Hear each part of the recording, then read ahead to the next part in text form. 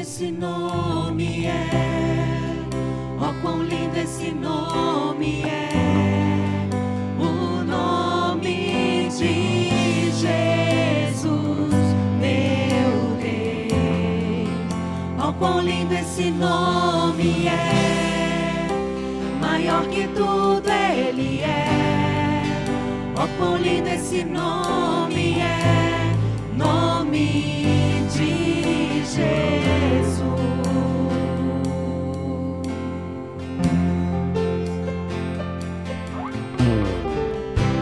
Deixou o céu para buscar, veio pra nos resgatar.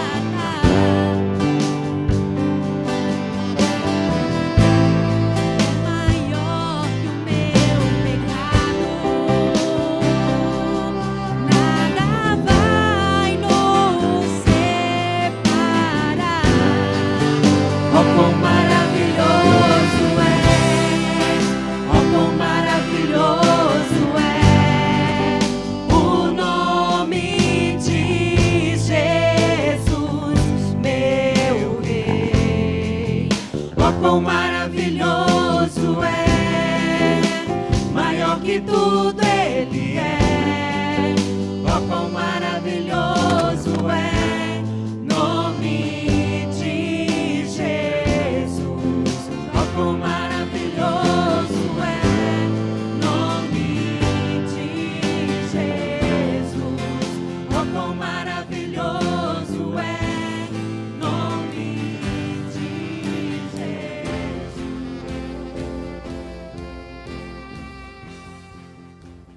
Graças a Deus, meus irmãos, louvado seja o nome do Senhor. Mais um Atos 8, entendes tu o que lês. Estamos felizes porque o feedback que nós estamos recebendo de toda a igreja e também de pessoas de fora da igreja tem sido muito bom. A nossa igreja tem algumas áreas ministeriais. A área ID, que é mais envolvida em questão de missões, a área das gerações, todas as gerações da igreja. Temos aí a área de comunicação e arte, que está surgindo agora, e também a área de desenvolvimento cristão. Eu entendo que esse culto que nós realizamos, que é um culto de estudo bíblico, é um culto muito voltado à questão do desenvolvimento cristão. E estamos felizes porque nós conseguimos perceber o crescimento da igreja através da palavra de Deus, que é o que importa. Termos uma fé baseada naquilo que Deus falou através da sua palavra. Mas eu queria também falar mais algumas coisas da igreja antes de nós entrarmos hoje no nosso estudo Gênesis 6, parte 2. Semana passada vimos Gênesis 6, parte 1, agora Gênesis 6, parte 2. Os irmãos já viram que a gente está com um quadro hoje aqui, tá bom? A gente vai matando um pouco a saudade de professor de quadro, né, Alisson? Então, sala de aula. Mas a gente vai precisar aqui desse quadro para passar algumas coisas para os irmãos nessa segunda parte de Gênesis capítulo 6. Porém, eu queria passar para os irmãos algumas coisas importantes da vida da igreja. Uma delas é a questão, a grande importância do envolvimento de toda a igreja num pequeno grupo. É fundamental. A nossa igreja tem alguns pequenos grupos, em torno de 10, 11 pequenos grupos, e esses pequenos grupos estão ajudando muito no desenvolvimento da nossa fé, porque durante a semana nós nos reunimos enquanto pequenos grupos para podermos compartilhar nossas dificuldades, aprender a palavra, orarmos uns pelos outros. Então, procura a irmã Carla, procura o pastor Miguel, que a gente vai estar direcionando você para um pequeno grupo, que é fundamental. Eu queria lembrar que os irmãos têm a grande missão de estarmos orando pela igreja e por nossa comunidade. Então, eu estou bem feliz, hoje estamos aqui na nossa igreja novamente, gravando o culto aqui, né, para a gente ir no culto aqui, e eu fico feliz porque pessoas da vizinhança têm conhecido Jesus Cristo através da nossa igreja. Então, ore sim pelos irmãos e pela comunidade. A igreja tem um grupo no WhatsApp que é um grupo de oração.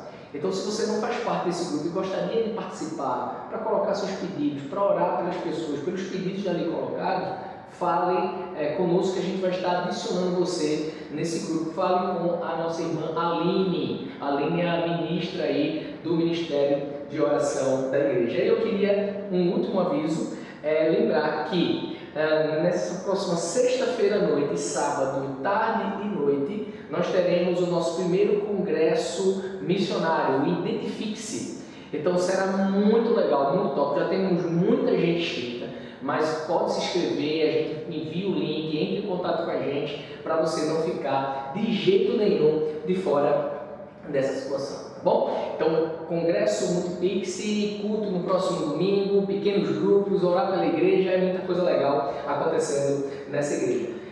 Vamos lá, eu queria que você abrisse sua Bíblia em Gênesis capítulo 6. Eu estou aqui com uma bancada também que está me ajudando. Então, abre aí tua Bíblia em Gênesis capítulo 6. Lembrando que próxima semana teremos o irmão Elias Miguel trazendo Gênesis capítulo 7 e também capítulo 8, e depois Tiago novamente voltando aqui com capítulo 9, capítulo 10, e nós vamos desenvolvendo esse estudo sistemático da Bíblia que tem sido muito legal. Vamos lá, Gênesis capítulo 6, parte 2, a partir do versículo 9. Eu vou ler a partir do versículo 9, porém, quando nós formos entrar no estudo, nós vamos ver o versículo 8, que é fundamental para fazer a ligação do que a gente vai estar passando aqui hoje para todos os irmãos. Gênesis capítulo 6, versículo 9 diz assim: essa é a história da família de Noé. Noé era homem justo, íntegro, entre o povo de sua época. Ele andava com Deus. Noé gerou 3 filhos, Sem, Cã e Jafé. Ora, a terra estava corrompida aos olhos de Deus e cheia de violência. Ao ver como a terra se corrompera, pois toda a humanidade havia corrompido a sua conduta, Deus disse a Noé: darei fim a todos os seres humanos, porque a terra encheu-se de violência por causa deles. Eu os destruirei com a terra.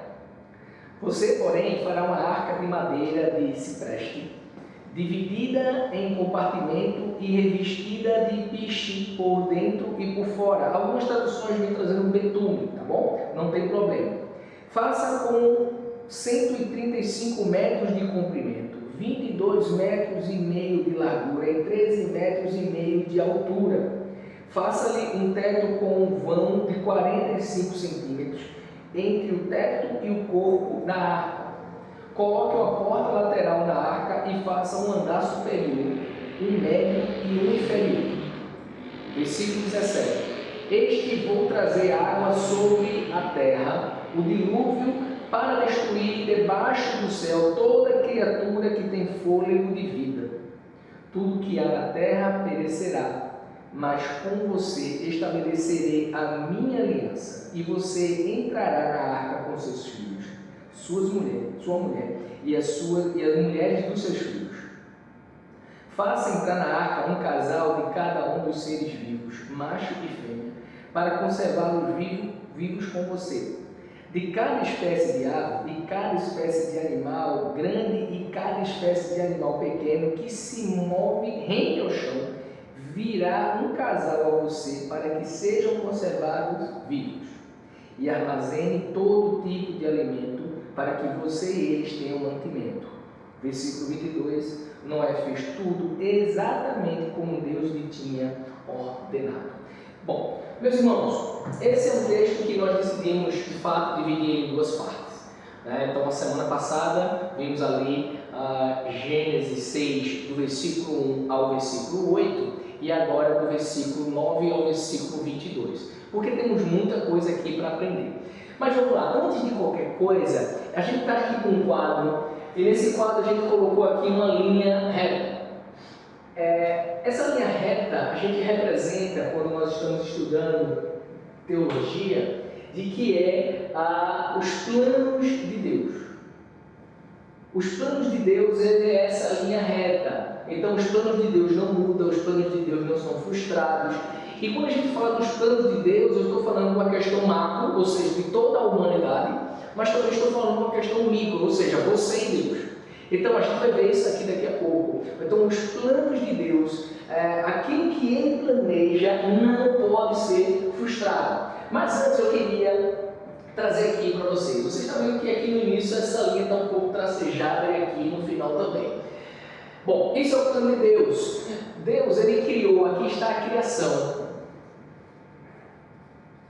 Então Deus criou a humanidade. Então nós sabemos que houve um momento que foi o momento da queda. Quando houve esse momento da queda, imediatamente Deus traça uma estratégia, Deus traça um plano, Deus tem uma missão. Qual é a missão? Quando houve a queda, houve a separação entre Deus e o homem por conta do pecado.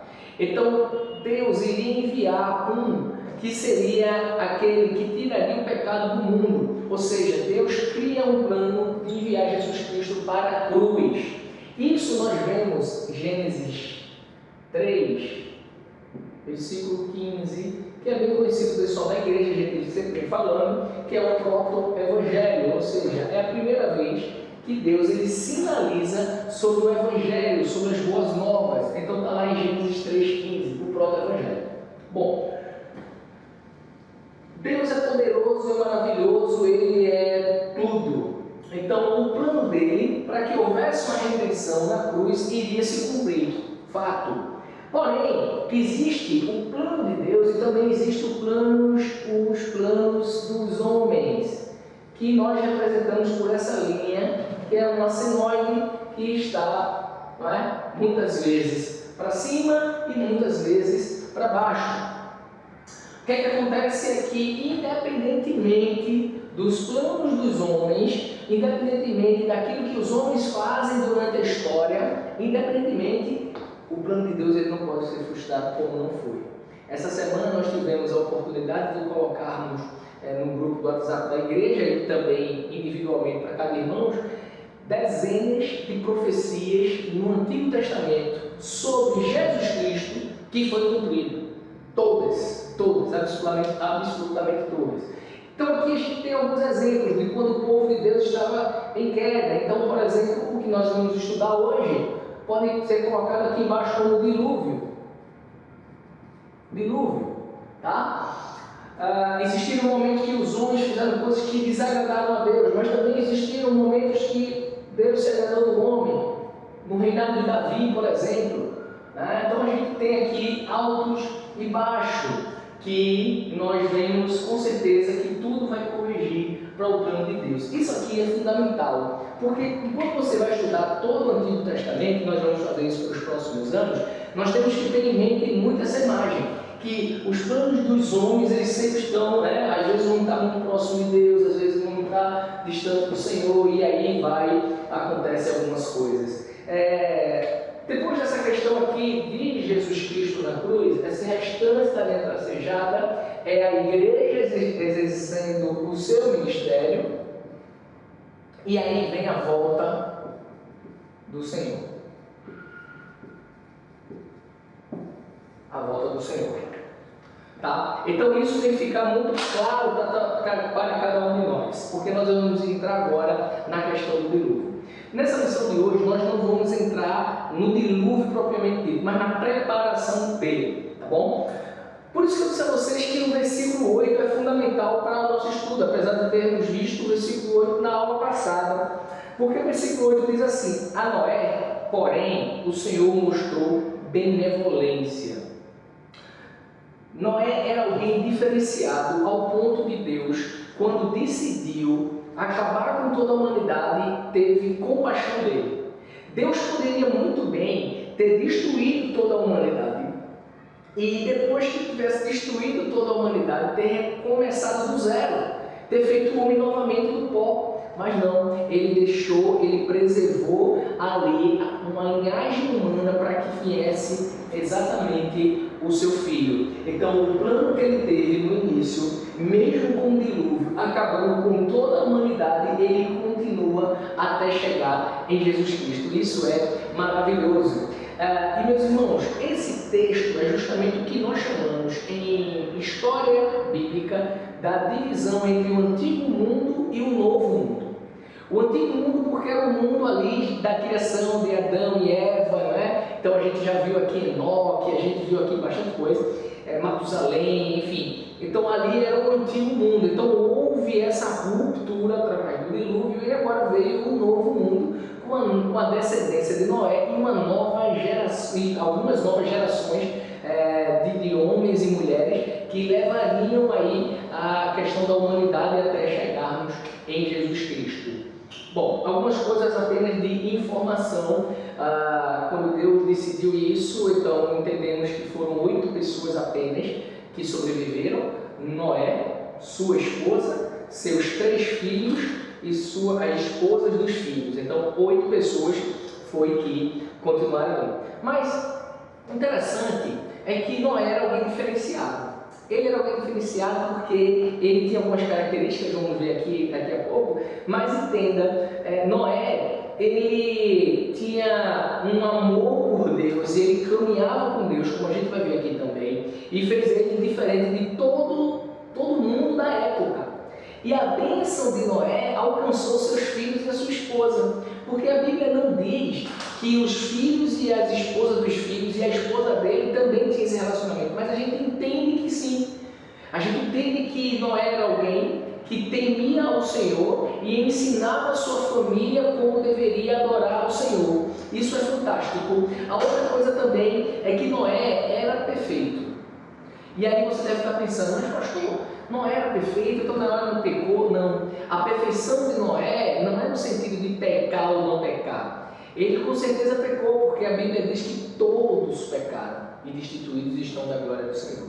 Mas a perfeição de Noé era com relação à sua sinceridade para estar na presença de Deus.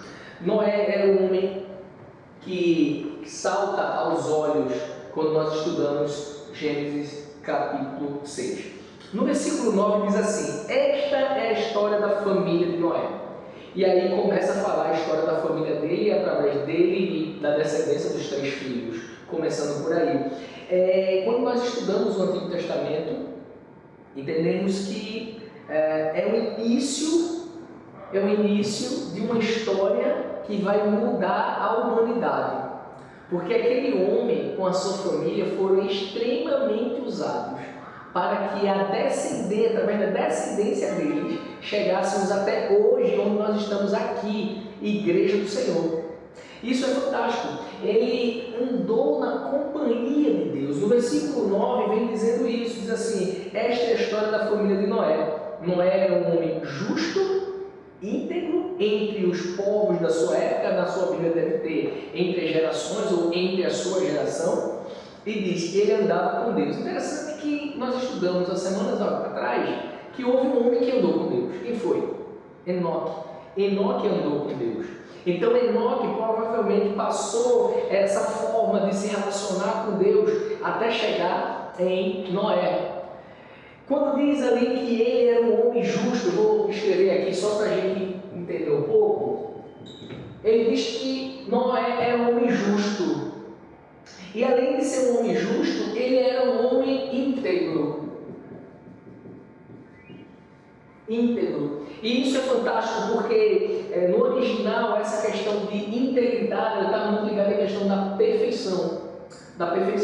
Então ele era um homem justo para com quem? Ele era um homem justo para os próprios homens. Vê que interessante. E ele era um homem perfeito, um homem íntegro para com quem? Para Deus. Isso traz uma grande lição. Sabe por que Noé ele foi escolhido, ele foi separado para aquela grande obra? Porque ele era justo perante os homens e ele era íntegro perante Deus. Ele era justo perante os homens porque ele ajudava as pessoas, ele pregava a palavra de Deus, ele era exemplo entre os homens e ele também estava perfeito, íntegro perante Deus. Muitas vezes nós queremos fazer aqui uma divisão. E aí nós nos consideramos muitas vezes filhos de Deus, cristãos e tudo, quando nós somos apenas e tentamos apenas sermos íntegros perante Deus, mas não somos justos aos homens.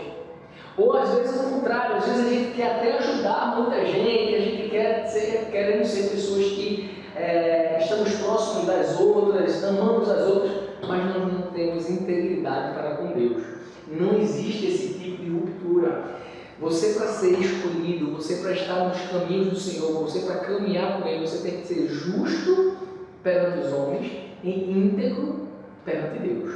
Isso é fantástico. A gente aprende muito e a gente vai caminhar, tem muita coisa legal nesse capítulo. A partir do versículo 10 diz assim: Noé gerou 3 filhos, sempre em Jafé. Ora, a terra estava corrompida aos olhos de Deus e cheia de violência. Vamos lá. A terra estava corrompida. No original, essa palavra ela é traduzida mais para destruída. Ela é traduzida mais para que estava morrendo. Então, o que o autor, o que Moisés estava escrevendo aqui é que quando Deus contemplou o mundo que ele tinha feito, ele viu que a terra estava se destruindo. E aí tem 2 questões. Ela estava se destruindo, primeiro, a criação. O que entendemos é que os homens estavam acabando com a criação. É muito parecido com o que acontece hoje em dia, não é? Poluição, enfim, a questão de jogar lixo em qualquer lugar, a questão do desperdício da água, enfim, tantas e tantas coisas que a gente sabe que tem prejudicado a criação. Interessante que além dessa questão da destruição da criação, entende-se também que estava se destruindo moralmente. Por que se destruir moralmente? Porque a terra, além de estar toda corrompida, existia violência entre ela. Então, entende-se que as pessoas não se respeitavam. No versículo 11 vem dizendo isso, não é? Então, a terra estava corrompida aos olhos de Deus e cheia de violência.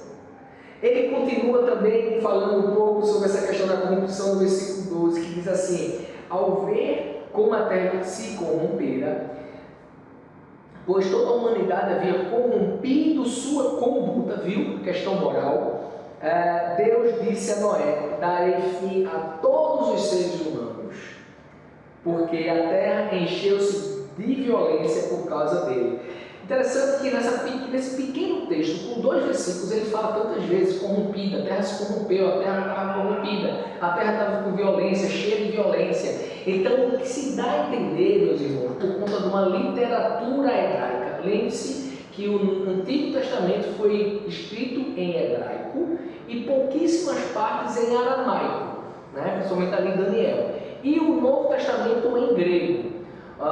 Quando a gente vai ver a literatura hebraica, eles não eram de estar repetindo muita coisa, eles só repetiam muita coisa, repetiam muito uma palavra, uma sentença, quando eles queriam dar uma grande ênfase. É o que acontece conosco hoje em dia, quando a gente está fazendo um texto no computador e a gente coloca em negrito, sublinhado, enfim, itálico, para chamar bem a atenção, às vezes a gente coloca até de outra cor, né? Então, a forma que o povo da época queria chamar a atenção para uma sentença, para uma palavra, era justamente essa. Ele repetia muito. Um grande exemplo que a gente vê é com relação a Noé. Noé tinha uma importância tão grande com relação à literatura hebraica. E nessa época aqui, porque se você perceber direitinho... Opa, o lápis não pode cair. Se você perceber direitinho, do versículo 8 até o versículo 13, ele repete 5 vezes a palavra Noé. Não era algo normal. Então ele trazia aqui no versículo 8, a Noé, porém, o Senhor mostrou benevolência. No 9 ele já diz: esta é a história da família de Noé. E depois ele continua: Noé era homem justo. Então ele vem falando aqui várias vezes. Então em pouquíssimos textos ele coloca Noé, porque ele queria dar ênfase à importância daquele homem naquele tempo. Tá bom? Então, assim, é algo que a gente vê, a questão da corrupção e a questão da violência. E não é mais ou menos o que tem acontecido nos dias de hoje. Nos dias de hoje a gente não tem visto tanta corrupção, tanta violência. Nos dias de hoje a gente não tem visto tantas essas coisas que têm atrapalhado o desenvolvimento do relacionamento de Deus e os homens. Então a gente vê essa questão da corrupção e da violência da humanidade. E quando isso acontece, Deus, ele profetiza algo que iria acontecer com aquele povo. E ele chega no versículo 13 e ele diz: disse Deus a Noé, darei fim a todos os seres humanos, porque a terra se encheu de violência por causa deles. Deus, naquele momento, ele traz uma profecia ali, dizendo o que ia acontecer com aquelas pessoas, o que ia acontecer com a humanidade. E ele vai continuar, nós vamos ver aqui alguns detalhes. Mas eu queria passar alguma coisa interessante aqui para a igreja. Com relação à profecia de Deus, existem dois tipos de profecias. Existe a profecia circunstanciada, ou seja, aquela profecia que vai acontecer mediante uma circunstância, e existe uma profecia decretada, que foi o caso do dilúvio. Então, no caso do dilúvio, eu vou apagar aqui, no caso do dilúvio foi justamente isso. Houve ali uma profecia, tá? Decretada. Como dizia minha mãe, prego batido e ponta virada, não é, Elias? Por aí. Então, decretada, Deus chegou e falou o que ia acontecer. Então, mediante essa profecia decretada, bastava agora Noé se preparar para tudo que iria acontecer. Mas também existe a profecia circunstanciada, que acontece dentro da circunstância. Por exemplo, a gente tem um exemplo bem tradicional na Bíblia, que todos conhecemos, que é a questão de Jonas e Nínive, né? Que Deus pediu para Jonas ir lá falar sobre a destruição daquele lugar. Mas ali o povo mudou, o povo se converteu e Deus não destruiu. Não é que Deus mudou de ideia, nem que Deus se arrependeu, não. É que aquela profecia existia uma circunstância. Se o povo continuasse a pecar, Deus iria trazer destruição. Como o povo se converteu, como o povo mudou o seu pensamento, Deus mudou também o fim daquele povo. Então aquilo ali era uma profecia circunstanciada. Então é algo bem interessante para nós entendermos também algumas histórias da Bíblia, como essa história agora de Jonas e Nínive. Bom, a partir do versículo 14 em diante, ele vem falando como seria ali a arca. Eu anotei aqui algumas questões. Primeiro, que a palavra arca vem do latim, né, do que a gente entende aqui, porém ela também se equipara a uma palavra egípcia, porque nós temos aí a Arca de Noé, mas também temos ali na Bíblia, um pouco mais à frente, a Arca da Aliança. Será que eram arcas iguais? Não. A Arca de Noé era tipo um navio, de fato, só que ele não era preparado para navegar, porque não teria o porquê ele está navegando se todo o mundo estava ali em água. E isso vocês vão ver a próxima semana com Elias, tá? Mas também a Arca da Aliança era tipo um baú. Então eram arcas diferentes, inclusive a palavra eram palavras diferentes. Então eu anotei aqui a questão, você vai ver aí algumas fotos que o pessoal do Comunica vai estar colocando para vocês. Então o tamanho da arca, a gente tem inclusive aqui nos relatos, quando Deus diz, faça com 135 metros de comprimento, 22 metros e meio de largura e 13,5 de altura. Pediu para colocar betume, algumas traduções como na minha piche, para não entrar água por conta do odor, enfim, tinha algumas questões ali importantes. A arca não foi feita, como eu falei, para navegar, e interessante que existiu um tempo para que Noé construísse aquela arca.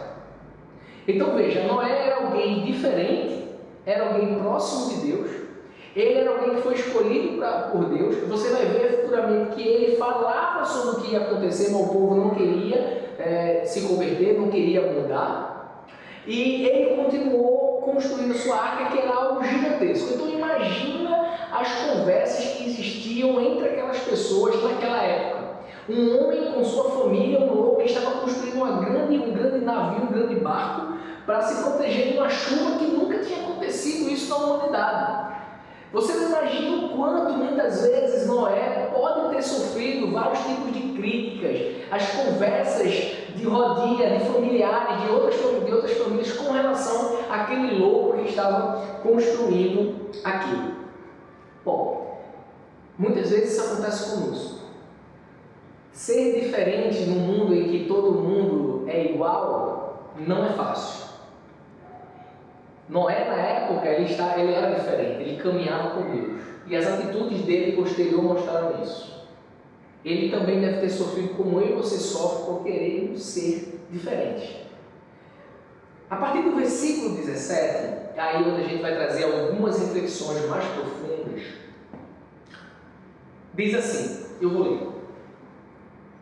A partir do 17, diz assim: eis que vou trazer água sobre a terra, o dilúvio, para destruir debaixo do céu toda criatura que tem fôlego.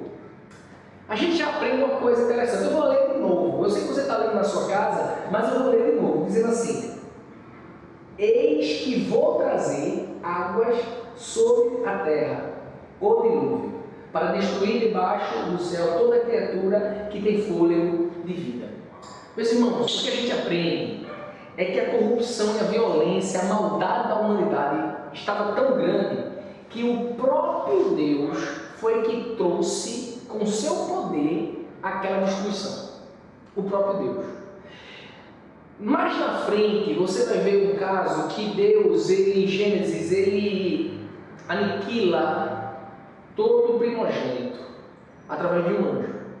O nosso Deus é tão poderoso que ele poderia ter mandado um anjo só para destruir toda aquela humanidade, mas não, a Bíblia diz que ele. Interessante, quando você vai para os originais, quando na minha Bíblia NVI, por exemplo, no versículo 17 diz assim: eis que vou trazer, só essa parte, eis que vou trazer. Quando você vai para o original está mais ou menos assim: eu mesmo irei trazer. Deus está ratificando, ele está endossando, ele está colocando ali como um destaque que foi ele que iria trazer essa destruição. Deus, ele não estava nada satisfeito com o que aquele povo estava fazendo. Não foi nenhum anjo, não foi ninguém. Ele poderia enviar um anjo e enviar um sinal. No Êxodo, nós vemos que Deus envia o anjo para aniquilar os primogênitos e existia ali uma marca, que era a marca do cordeiro. E onde o anjo passasse, que houvesse aquela marca, ele não tocava. Deus poderia ter feito isso com Noé e sua família. Deus poderia ter colocado uma marca na família de Noé, que quando o anjo viesse para destruir toda a humanidade e começar tudo através da família de Noé, a família de Noé, seus filhos, não iriam ser tocados. Mas não, Deus deixa claro que foi ele. Eu tenho uma grande lição, porque muitas vezes, nesse mundo espiritual em que vivemos, nós falamos a semana passada sobre isso, semana retrasada nós falamos sobre isso, de que eu particularmente acredito que anjos protegem o povo de Deus, protegem sua igreja, acredito sim, mas acredito também que existe um momento que é o próprio Deus que se levanta do trono para tomar aquela atitude, para fazer algo. Então ele já mostra isso aqui no início da Bíblia, em Gênesis 6. Bom, vamos lá. No versículo 18 também temos outra grande lição. No versículo 18, ele diz assim: mas com você estabelecerei a minha aliança. A aliança com Noé era uma aliança que Deus tinha feito com o ser humano para que o Salvador viesse. Então, em um momento da história, o povo peca, a humanidade destruída, mas existe ali uma família, que é a família que Deus iria continuar com a sua aliança para a vinda do Salvador. Isso é importante porque essa questão de aliança você vai ver depois várias vezes na Bíblia, muitas vezes não com esse nome aliança, mas com o nome pacto ou com o nome acordo e por aí vai. Mas essa questão da aliança de Deus com o homem, de Deus com essa família, foi o que trouxe nós até hoje aqui, Igreja do Senhor Jesus Cristo. E Deus, meus irmãos, ele tem alianças comigo e com você. E a aliança de Deus em toda a Bíblia, ela vai seguir principalmente três pilares que nunca mudam. Primeiro, a aliança de Deus com o homem é estabelecida por Ele. É Ele que estabelece uma aliança com o homem. É Ele que procura o homem e diz: faço com você uma nova aliança. Primeiro, é Ele. Segunda característica, ela tem uma garantia, porque Deus garante que aquela aliança será concluída, será perpétua por conta do amor a seu nome. Deus não mente, Deus ele não se engana. Se Ele diz que comigo e com você tem uma aliança, essa aliança vai ser concretizada, vai ser garantida. E a terceira é que Ele cumpre essa aliança. Ele cumpre porque o nosso Deus é um Deus onipotente. Ele cumpre através do seu poder. Ou seja, Ele estabelece através de quem Ele é. Ele garante através do seu nome. E Ele realiza através do seu poder. É isso que Ele faz comigo, com você. É isso que Ele fez com Noé. Meus irmãos, para finalizar, temos aqui algumas coisas também. Noé, ele se colocou à disposição de fazer a arca do jeitinho, falar igual o mineiro, do jeitinho como Deus tinha falado. Então ele seguiu rigorosamente o que Deus tinha falado. A arca tinha que ter três vãos diferentes, janela aqui, enfim. Elias deve falar alguma coisa sobre isso a semana que vem.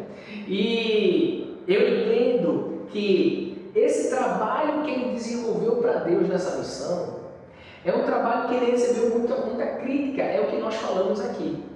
Ele teve um trabalho, ele estava se envolvendo no trabalho e recebia crítica, porque era um louco que estava falando de uma chuva que ia acabar com o mundo. Então vê que loucura na época, mas ele teve fé. Então a fé fez com que ele começasse a trabalhar e se envolver na obra e também recebesse crítica, com certeza. E isso acontece conosco.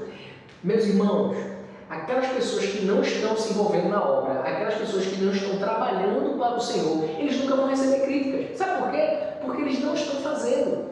Eles não estão fazendo. Quando a gente trabalha, quando a gente se envolve, a gente erra muitas vezes, porque nós somos falhos.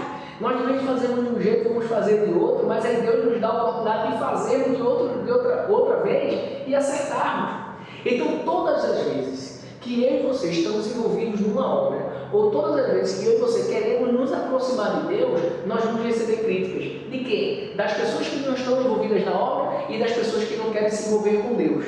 É impressionante isso e com certeza foi algo que aconteceu ali com Noé.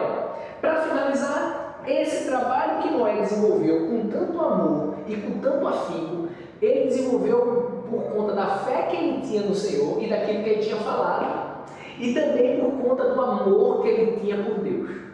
Primeiro, ele acreditou naquela profecia. Ele acreditou naquela profecia decretada por Deus de que a humanidade ia se acabar. E aí ele se envolveu na obra. E ele fez do jeito que Deus mandou, porque ele amava a Deus. E aí, meus irmãos, uma grande lição baseada naquilo que Noé está nos ensinando. Eu digo está nos ensinando porque a palavra de Deus é viva, é eficaz, é para os dias de hoje. Esse lápis aqui quer cair. É viva, eficaz e é para os dias de hoje.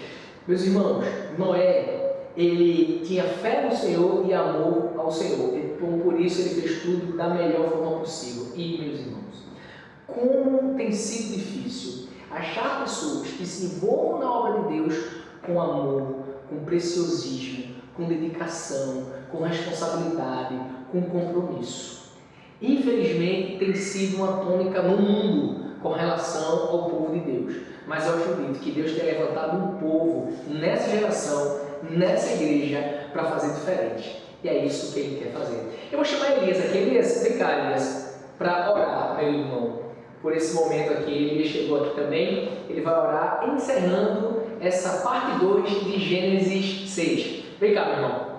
Ora aqui por nós, só aqui, ó. Elias, quadro, lápis, você que é professor, deve ficar com saudade da aula, né? Então aproveita aí. Ora aí por nós, encerrando esse momento. Saudade da aula. Saudade da aula. Aproveita aí. Meus irmãos, Deus abençoe. Até a próxima semana. Elias.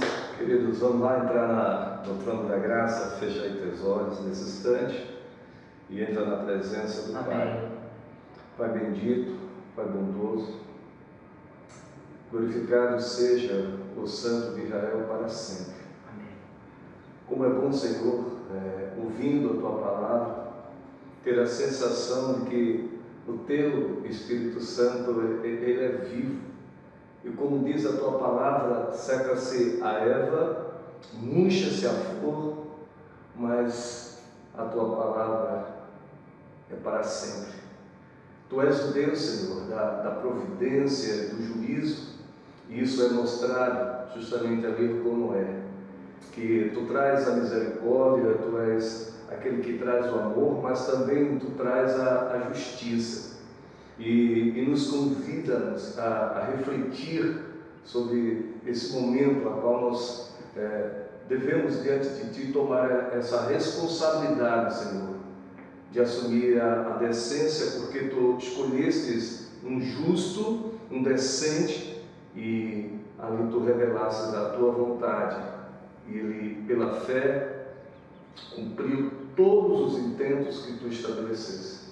Por isso que nessa tarde, nesse momento de estudo, nós Te pedimos que Tu possas levantar outros Noé, que Tu possas levantar outros Enoques, que Tu possas levantar outros Abel, para que a Tua igreja, Senhor, seja vivificada, ela consiga de fato ser santificada e trazer novamente uma mensagem de fé, de esperança a todos aqueles que nesse instante estão precisando ouvir, Senhor, essa Tua palavra. Te suplicamos assim por cada irmão que abre, Senhor, para ouvir essa Tua palavra, por aqueles, Senhor, que serão alcançados também por essa palavra, e Te pedimos, Senhor, pelo pastor, o pastor Miguel, Senhor, dá a ele muita sabedoria, discernimento, para que a Tua palavra ela possa estar sempre como prioridade na sua vida e em seus sermões. Nós te agradecemos, em nome de Jesus. Amém. Amém. Amém, meus irmãos. Deus abençoe, fique com louvor, boa noite e até a próxima semana. O brilho do primeiro amor por Ti, não quero que em mim se perca o desejo de Te adorar. Vem, Senhor, e me resgata todo